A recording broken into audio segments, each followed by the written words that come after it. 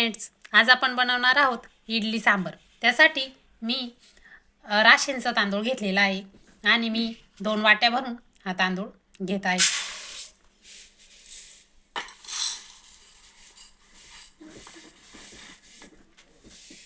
हे बघा, 2 वाट्या मी हा तांदूळ घेतलेला आहे।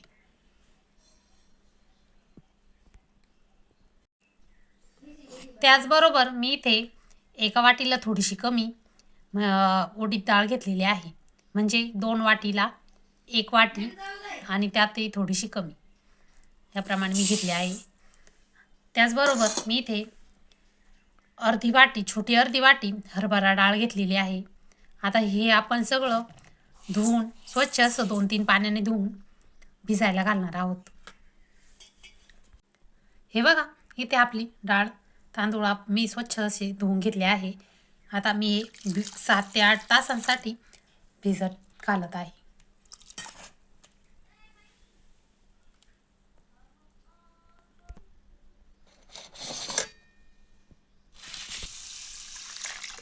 हे बघा, तांदूळ पण मी इथे धुवून स्वच्छ असे घेतली भिजत घालून। याला 7 ते 8 तासांसाठी आपण झाकण ठेवून देणार आहोत। हे बघा, आपले इथे डाळ व्यवस्थित अशी भिजलेली आहे।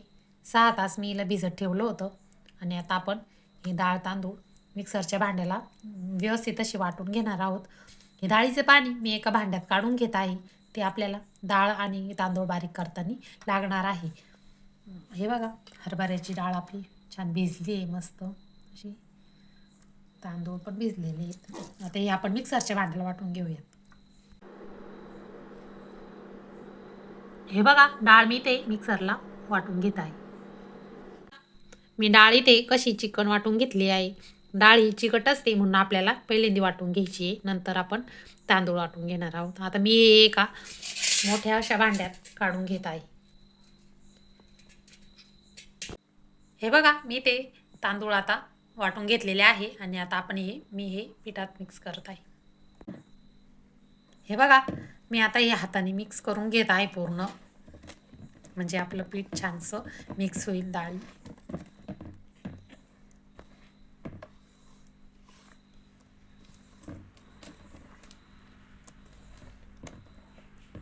आता या पिठावर आपण झाकण ठेवून रात्रभर याला आता आपण भिजण्यासाठी असेच ठेवून देणार आहोत। हे बघा, मी ते तूर डाळ घेतली आहे, ती आता मी स्वच्छ धुवून अशी घेत आहे। हे बघा, मी ते डाळ स्वच्छ धुवून घेतली आहे पाणी घालून। त्यात मी आता घालत आहे हळद, 4 लसणाच्या पाकळ्या, मीठ। आता हे आपण याला व्यवस्थित शिजवून घ्यायचे। हे बघा, इथे आपलं इडलीचं पीठ छान भिजलेलं आहे। आता आपण त्याची इडली बनवून घेऊयात। आता आपल्याला हे सगळ्या पिठात मीठ नाही घालायचे, जेवढं लागेल तेवढंच पीठ आपल्याला एका भांड्यात काढून घ्यायचे आणि त्यात मीठ घालायचे। हे बघा, मी ते पाणी गरम करायला ठेवलेलं आहे आणि आपलं भांडं काळं नाही पडू म्हणून मी त्यात अर्धी लिंबाची फोड घालत आहे। हे बघा, मीठ घालून घेत आहे। हे बघा, आता हे सगळ्या आपल्या इडलीच्या भांड्याला आपण तेल लावून घ्यायचे। हे बघा, मी ते भांड्यात पीठ भरून घेत आहे।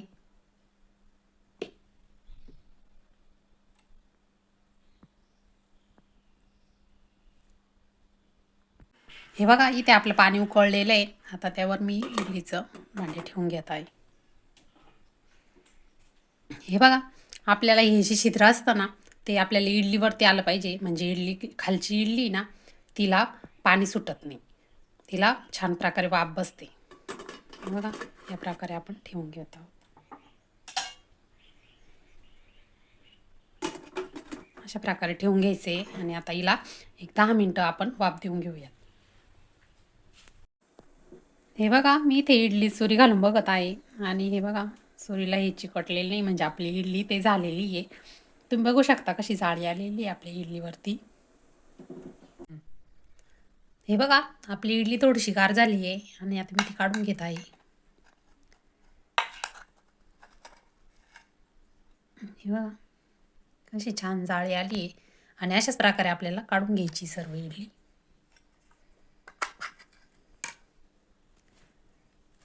हे बघा कशी छान जाळी आली इडलीला.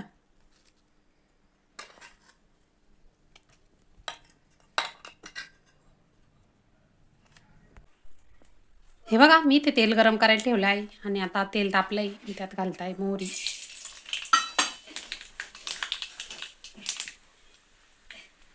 जिरे,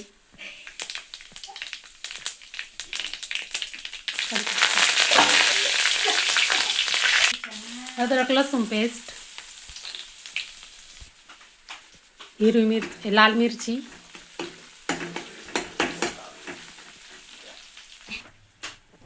सांबर मसाला,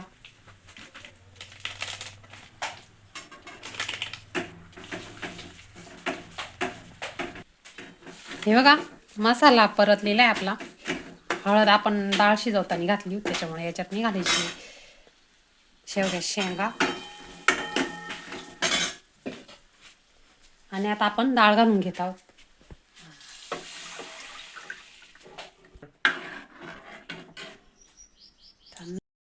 चिंचचं पाणी,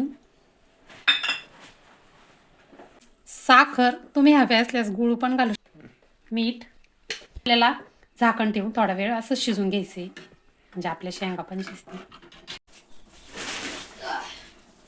बारीक कापून घेतलेली कोथिंबीर आणि आता इथे आपलं सांबर तयार झालंय. हे बघा आपली इडली किती छान अशी बनली.